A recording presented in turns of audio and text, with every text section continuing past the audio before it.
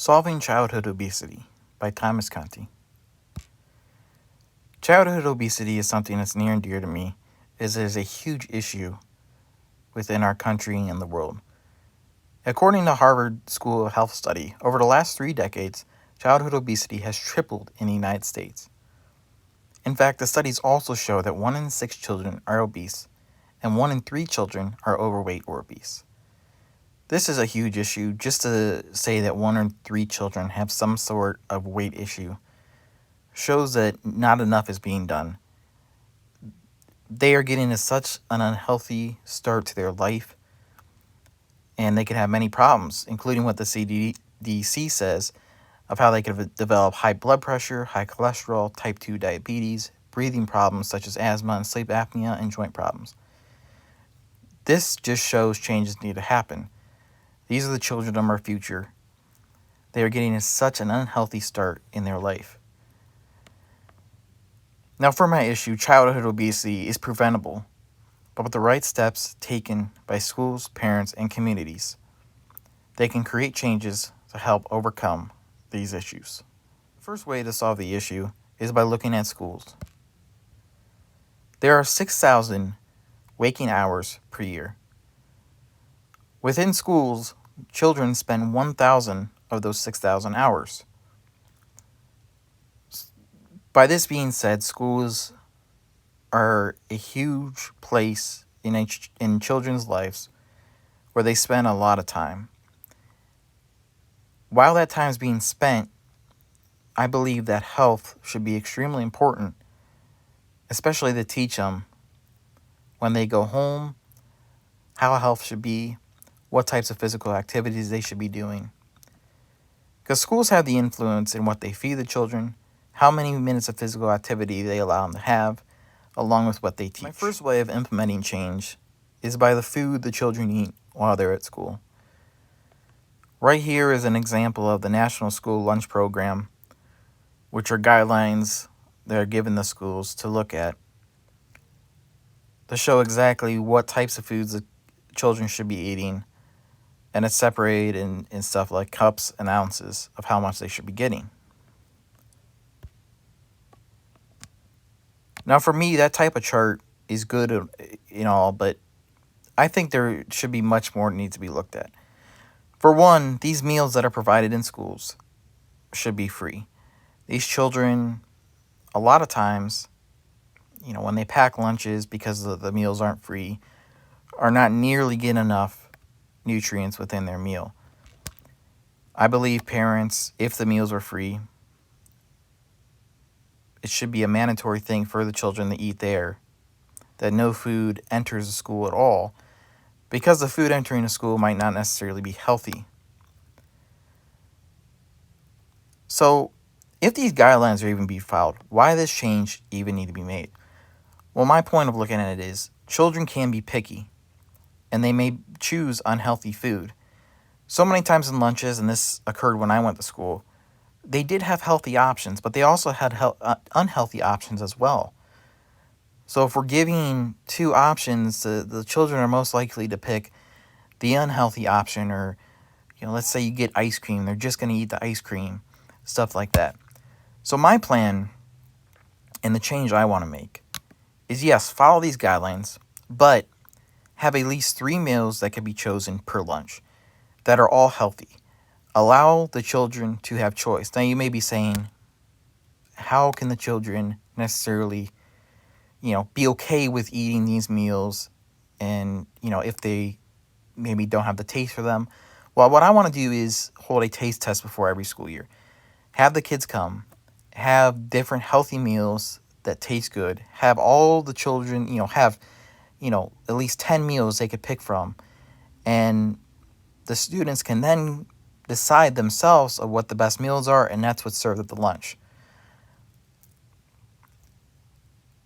You want to serve what is healthy, but also what the children want to eat. And I think that's the key to implementing this change. The next way to implement change is by increasing the amount of physical activity in schools.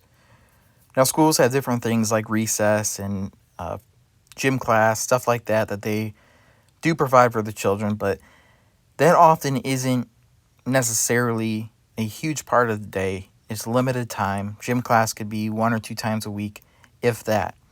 The CDC recommends a 60 minutes of moderate to vigorous physical activity per day for children and adolescents ages 6 to 17. So, like I said, recess can vary in schools from 15 to 30 minutes, and physical education classes not every day.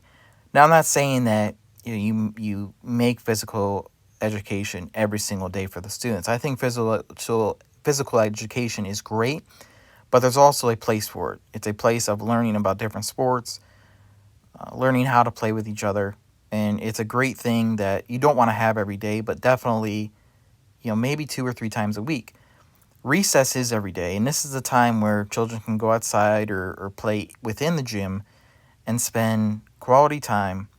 It needs to be extended though, if they're getting the amount of physical activity they need per day.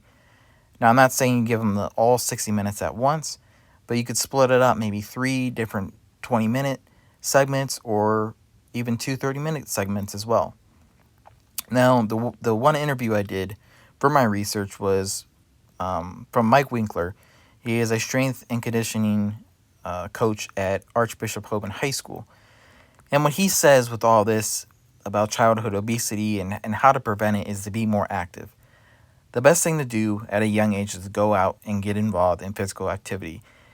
And to hear that from him is very powerful, because he's someone who deals with not necessarily young kids, but ages 14 to 18 at a high school, where high school is a huge time in development for children, a time when a lot of them stop playing sports and more move on to other things in life. And I think it's extremely important to hear this from him, and it provides a good point to implementing this change. The third way to implement change is to teach children about nutrition and physical activity. Now, when I was in school, we had, health class, but it wasn't necessarily, it was more of a boring class. It wasn't a class you were excited about. We learned about many things, not just nutrition. Nutrition was a smaller part of it. You learn about the body, different things that are important, but they don't cover what my point is about nutrition and physical activity. Why is it beneficial? Teach the children about how it is benefiting them, and teach them different ways. Like allow them to try new healthy foods. Like, bring healthy foods in for the children to try. We had different days in school all the time where we had ice cream or pizza. Why not bring in healthy foods and allow these children to start getting a taste palette of things that are healthy, instead of pizza or pop or anything like that is extremely unhealthy. Within this class, and maybe this is more physical activity as well, or physical education class as well, teach them the new sports to play. Like, allow them to be introduced to new sports. And I think a lot of that's being covered, but maybe this is something else that could be talked about in the class as well. And the learning should be fun and motivating. Motivate these kids. Allow them to want to go home and play the new sport or try the new foods. And maybe have them be the ones educating their parents about what their nutrition should be like. The next way to solve the issue is parents. Now, parents are a huge part of this, because they're the ones who raise their children. Obviously, schools are, to me, a much bigger part, because I think they could do so much more in teaching their kids proper nutrition, because the kids are there 6 hours a day. When they get home, you really have no control of that other than what the parents are doing. Parents should be at fault if their child is obese, because they are the ones who decide on what they eat and what they don't eat. And they are also the ones that allow their kids to have unhealthy or healthy lifestyles. Now, of course, there are some issues with this. The cost of healthy food, it could be a lot of money. It's much easier for these parents to hand their kids some money for them to go to McDonald's and get something to eat. Healthy food is costs more and takes more time to make as well. Parents are also, they could be working when their children are at home. They could have no idea what their children are eating. Their children, when you're allowing them to make the decisions themselves, that could be a major issue. And they also don't understand the risk factors. This is another issue we'll get to in a little bit of a study, but parents may not know that what their children are eating is actually bad for them. Now, a study that I researched found issues that parents have to deal with, and the reason I want to put these on because I think it provides a good example of what parents have to deal with, and if this change were to be implemented in schools, well, the schools might have to deal with as well. Fussy eating, food-related problem behaviors, overeating behaviors, low interest in physical activity, poor self-image, and sedentary behaviors. Um, Parents, with all these behaviors, through it all, they should encourage their kids to eat healthy. And I don't, want to use force as a word, but they should be the ones that are providing healthy food for their children. They should be the ones that telling their kids, go outside, get your physical activity today. And they should also bring sports in the children's lives. So how do we implement this change? The first thing we need to look at is how to change the way parents parent their children's eating habits. So some of my research I found a study published in 2022 by the following authors. It was called Knowledge, Attitude, and Practice Among Mothers Toward Childhood Obesity, and it was a cross-sectional study. The findings were interesting. They found that genetics, overeating, not a lot of exercise were the main causes of obesity within these families. Now, the parents did have a lot of knowledge of obesity, but there were some that didn't have that high of a knowledge of it. In fact, I believe 18% of the mothers that did this test said that they felt like being obese was not a health issue, which is shocking. The study found that children were more likely obese if parents allowed junk food, they were not restricting media, not letting their children play outside every day, and allowed children to watch TV while eating. Now, this is one of my favorite parts of the study because it really provides insight into what the issues can be like at home. Obviously, these issues are not all food related. Some of them are sedentary issues as well, of the children sitting too long. But these give a good example of the types of ways parents should parent their children, by following these, by not allowing junk food, by restricting media, by letting their kids go outside and have physical activity every day. And another big one is not allowing children to watch TV while they're eating because that could develop some bad habits. There are also more ways that we can implement change. One of the things that last academic journal mentioned was about doing screenings of these obese children. Have the schools do the screening and see what kind of health problems they are. Ask them, what their nutritional habits are like. And this will give us a much better idea of how they're being fed at home and how much physical activity they have. In fact, a New York Times article says that children gain more weight during the summer. Now, this doesn't prove my point wrong about schools needing to improve because, obesity is obesity. But the fact that children are gaining more weight during the summer when they're at home is a major issue, and it shows that parents are not doing enough to make sure their children are having healthy habits. Now, one of the things that I personally came up with is, just like people who get CPR trained have to do it every 2 years and renew their license. I think there should be a mandatory every 2-year class that tests parents of their knowledge of their child's health. I think this is something that would really help solve childhood obesity. It's something that, again, it should be mandatory to do. It could be something that's a quick online, hour-long test that they have to do that test their knowledge. And I think it could help them provide insight because, like I said, there are parents who just don't care, but there are also parents who just don't have the knowledge as well. I also think there should be a set of guidelines, which I will get to later, that should be sent out to every house. I also think there should be more punishment if a child is obese. If a school is seeing that a child's having problems eating at home, it's something that should be reported. The next way to implement change is by increasing physical activity at home. Parents could introduce and encourage sports and allow their children to play team sports. They could also send their children to neighborhood parks to play with other kids. Sports are extremely important. They teach so much about physical activity and staying in shape. As a child, it also encourages leadership, playing with a team, winning, learning how to lose and how to handle it, and along with that, making friends. There are so many benefits. There are also things holding parents back, like costs, which we will get to later. This should be part of the recommendations that will be sent within the guidelines to the parents so they can get an idea of how they should handle the physical activity for their children. The next plan for change is within communities and decision makers. Obviously, more has to be done within communities for child obesity. They don't do enough, and especially the communities that I've seen just are not involved enough. And speaking of not being involved enough, decision makers, they need to talk about the issue and make better changes for everyone. The first way to implement change is to build more parks. Obviously, a lot of communities don't have enough of these. Also, a lot of communities are in bad areas, and parks could be a much safer area for children to be. Somewhere where their parents can send them. It's out in the open.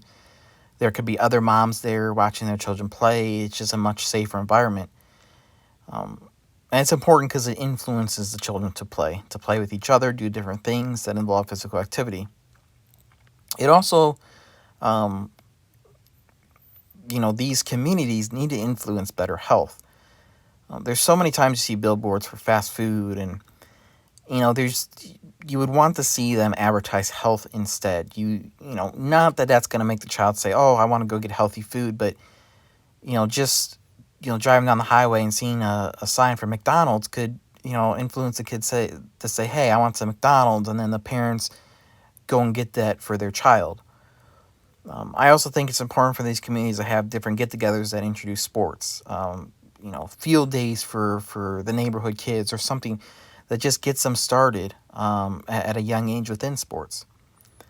Now, one of the things I talked about earlier was just the cost of the different sports and how it could affect the parents within allowing their kids to play it. One of the changes I want to make is have free park and rec sports within these communities. I think it would be an incredible opportunity for so many more children to get the opportunity to play sports.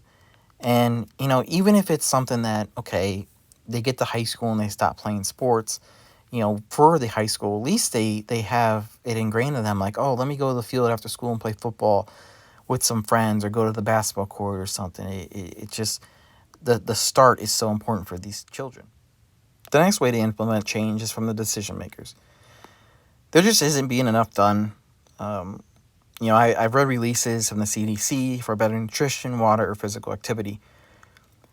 But how are these, guidelines and releases necessarily going to put a stop to it? It's, these decision makers stand up there and they could, preach and putting out and making different regulations for things, but is this actually being implemented, within these schools or families? Here's what I believe decision makers need to do. They need to go firsthand within these schools, and kind of act like they're a student. Choose the lunch and do different things and just get a better idea of it. Or even talk to the parents about some of the issues, it is with food, and maybe some of the changes they could, implement to lower the cost or get a program started. They need to be able to see how the change needs to be made instead of putting out rules that may or may not be being followed. The next thing to look at is my plan for an organization.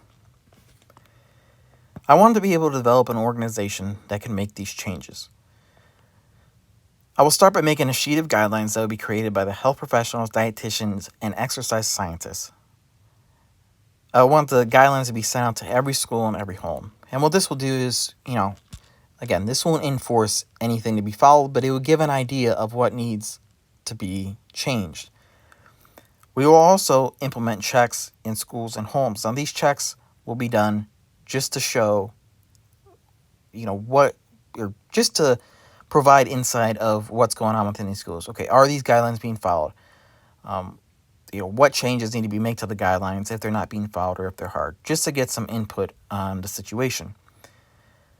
My organization will also influence decision makers to make change. I think the influence can lead to a lot, and it will really help by having something big that can really um, you know shed light on the issue.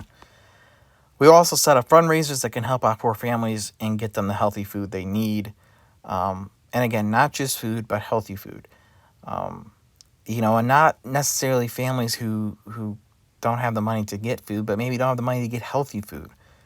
We also raise money for new parks along with free sports. This is one of the most important things within the community, and I think it could really help.